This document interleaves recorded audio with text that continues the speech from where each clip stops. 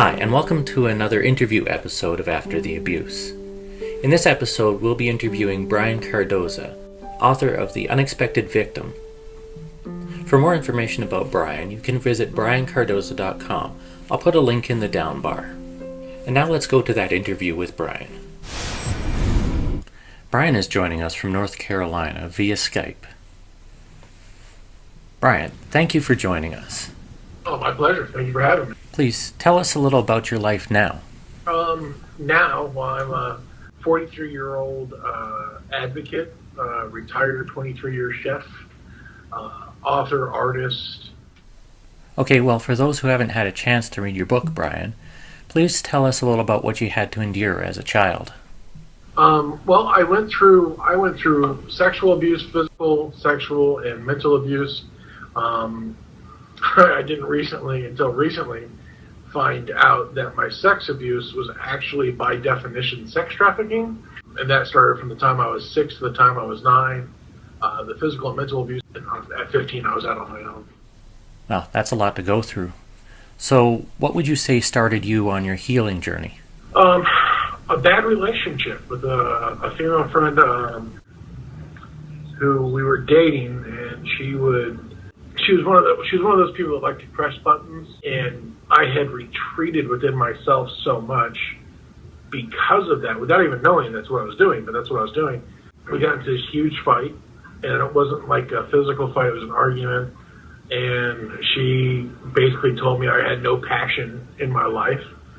And I'll never forget my response. My actual response was like, yeah, and so while she's trying to garner a reaction from me, it's like, whatever, It got me thinking, and it really got me thinking, to the point to where I realized that what she was saying, although she was trying to be mean and contrite, and I realized that there was this reality to the statement, I got introspective, and I spent a couple days drunk, and then called the Boston Area Rape Crisis Center, and made an appointment to go down and start therapy for the first time when I was 33.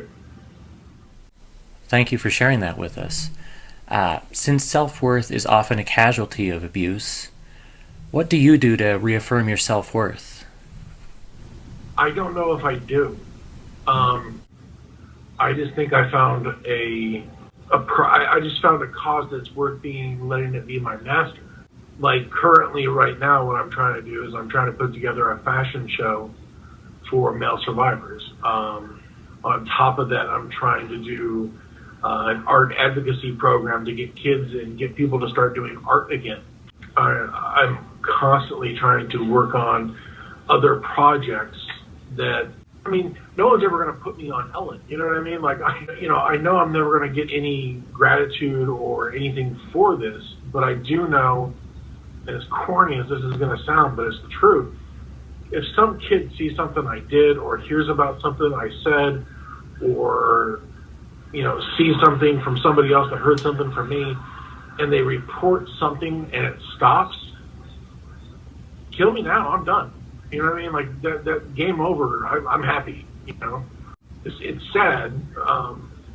I would like to think that males in this area can get the same amount of respect as other people, but we don't. We're often cast aside or looked down upon.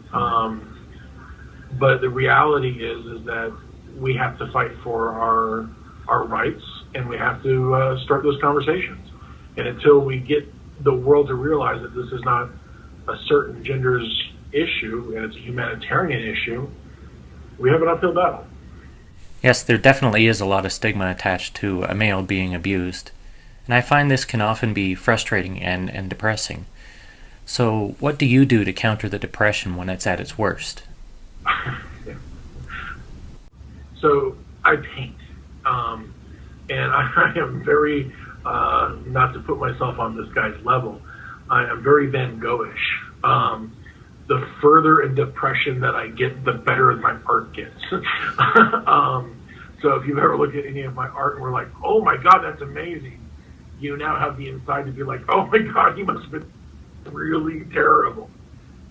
Because that's what I do. Like, it's one of those things that it's one of the reasons why I advocate for art back for kids, Yeah. is I see that what part of our problem today is we have gotten rid of so many programs in schools, art and music, and then everything that they do is centered around verbal or physical confrontations, and they haven't learned how to peaceful resolution.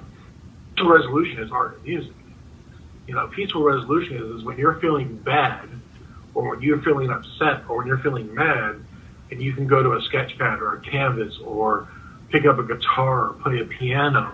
You're learning how to deal with those things now. And we've gotten rid of all those programs to where we're getting more violent as a society because that's what we're teaching these kids. So we need to start bringing back art and music and stuff like that for a healthier society. So when I get depressed, I follow my own advice. I pick up a piece of canvas, I get a sketch pad, I do sculpture, I do stained glass. I'm like, oh, look, that's handy. I'm going to do that. The healthy ways start with introspection. The healthy ways find themselves buried deep within the things that you've hidden from yourself.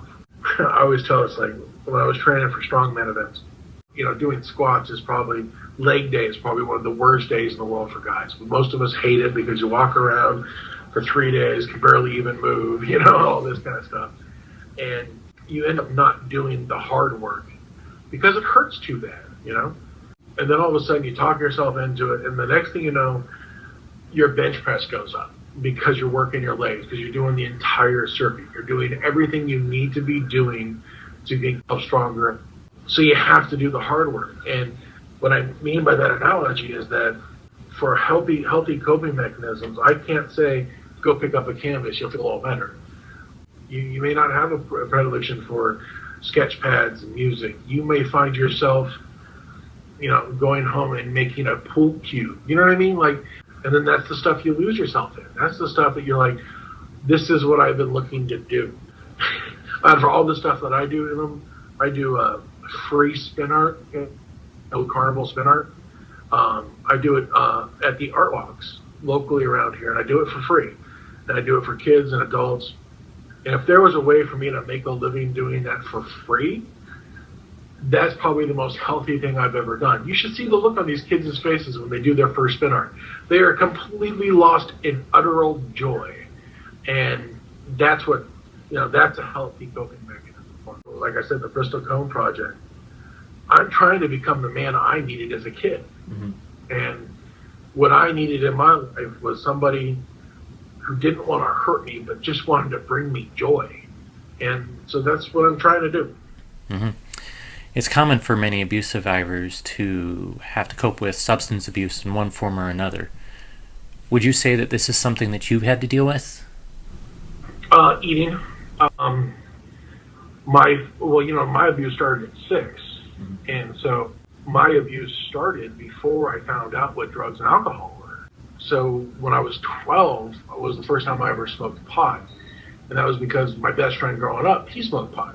That was the only way I found out.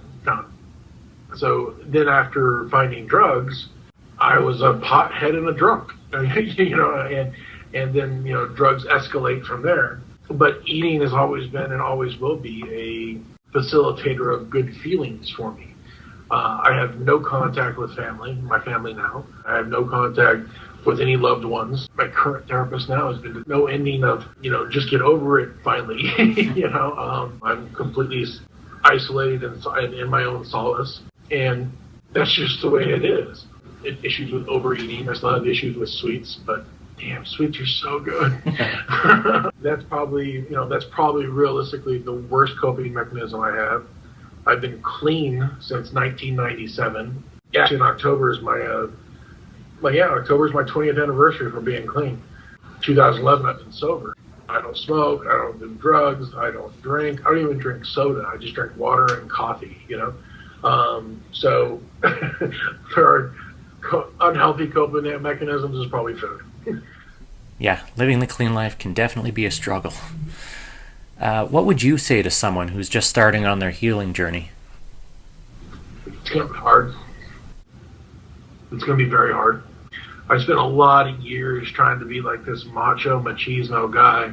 I trained in martial arts for years, and was a power lifter and used to train for strongman events. I did all the stuff that, guys try to do when they compensate for being violated.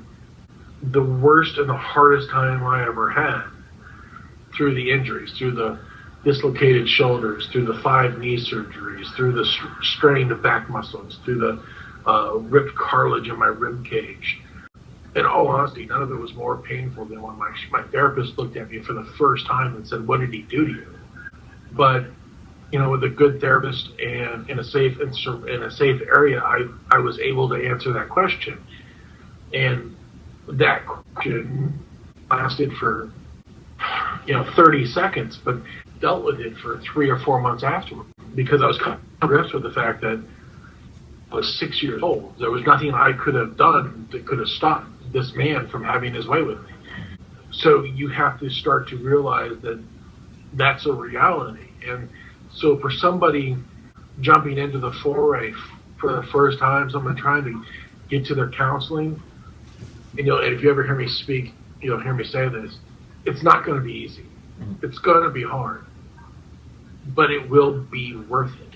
It will, every tear, every moment of doubt, every moment you question if you even want to get in the car, on the train to go see your therapist, it will be worth it. It's going to take time. I mean, I'm not like, I don't BS anybody, but it's going to be worth it. Thank you. As a society and as individuals, what can we do to protect children now? Talk. Well, no, let me rephrase that. Be grown-ups. I'm always hearing from parents that, it's hard to have these conversations. It's embarrassing. And I always look at them and just tell them, well, you're the grown-up, so you have to have it. What I tell people all the time is, we don't talk about good sex. We don't talk about the good love between 2 partners. We don't talk about those things. And we're embarrassed to talk about those things. Well, if we're embarrassed to talk about those things, and a kid picks up that we're embarrassed to talk about it, what happens when something bad happens to that kid? He's already learned, and we don't even talk about the good stuff. So you're not going to talk about the bad stuff. We're helping predators grab our children because we don't want to and have an intimate conversation with our children about what sex is. Until we start doing that, all we're doing is just lining our kids up for these people. Brian, thank you so much for sharing with us. I want to thank Brian again for agreeing to do that interview with us. We definitely learned a lot about him and about his inner strength and about what he had to overcome. That's all for this week's episode. Next week's episode will deal with myths and truths of abuse. Have a good day and take care of yourself. If you're looking for resources on helping yourself or someone else who has gone through abuse, you can visit rain.org. Or, for resources specifically for men, go to oneinsix.org. If you're struggling with thoughts of suicide, please call one of the numbers in your area on the screen.